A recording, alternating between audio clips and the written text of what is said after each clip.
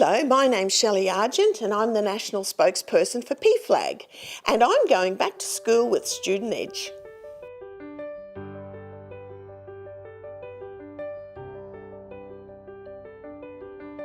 What were you like as a student?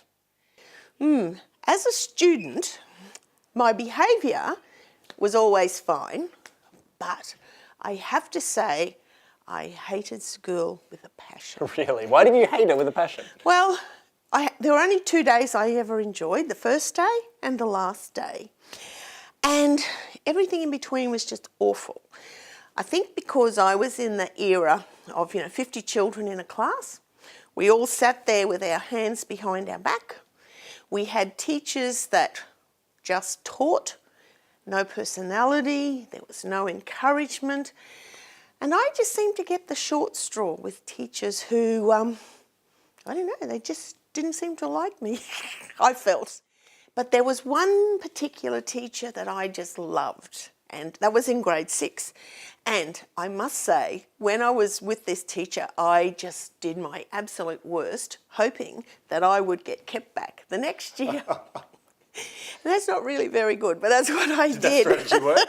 It did. Really? Okay. It did. Did you talk to your parents about this? Did you kind of have to just keep it to yourself and struggle through, or could you talk to someone about it? In our house, we had a very strange sort of a household, but it was not a household where we screamed at people. So I would have teachers who would bang things down, and that would frighten me. So I'd go home and go, oh, Mr. So-and-so frightened me today. So my mother would go up absolutely raging, like really raging, which was not clever. And it was just, and that I don't think really helped. And so I promised myself with my boys that when they went to school, I would be a positive influence. Not every time I entered the school gate, the teachers thought, oh God, here comes trouble. My father, he always believed that girls didn't need an education because they'd get married.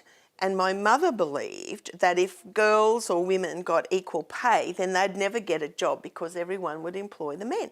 So that tells you how old I am. And so that also was no encouragement to keep studying or to work hard. I just wanted to get out of there. But the lesson to me out of that was that even though you may not go through school well, it doesn't mean that you're a dummy. It doesn't mean that you can't achieve. All it meant was I didn't fit into that box. And when I was 45, I decided I wanted to go to uni. And I wanted to get my piece of paper that said that I actually knew what I was talking about.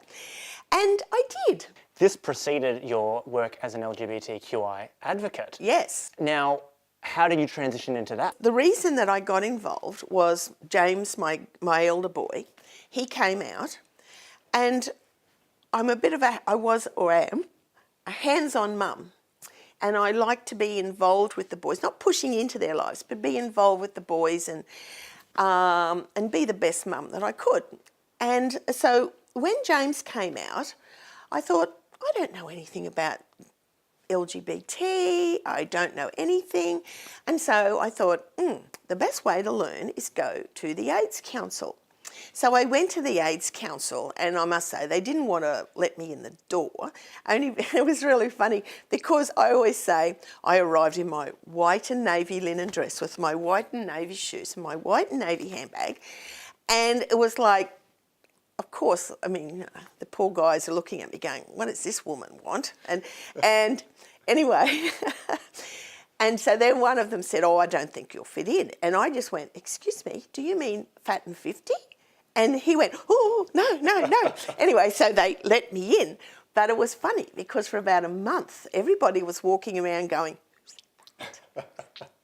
but then they soon, I got used to the place and they got used to me.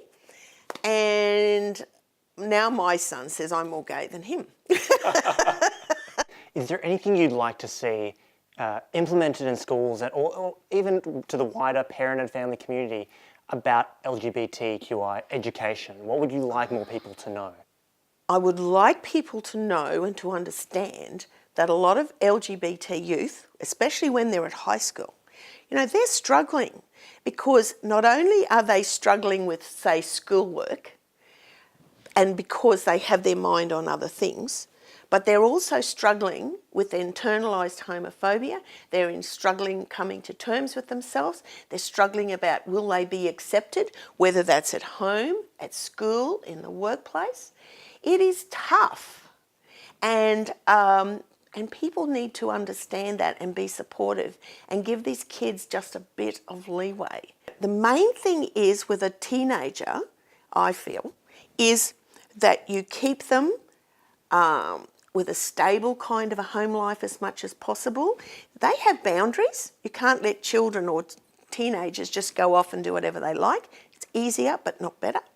And so as long as you keep boundaries and love and commitment and caring, and that child knows, they'll be fine. And year 12 is not the be-all and end-all, because you can fail miserably at school, but there is another way of getting into uni and achieving what you want. Hey everyone, if you enjoyed that video, subscribe to our channel on YouTube, or find more of our stuff at studentedge.com.au.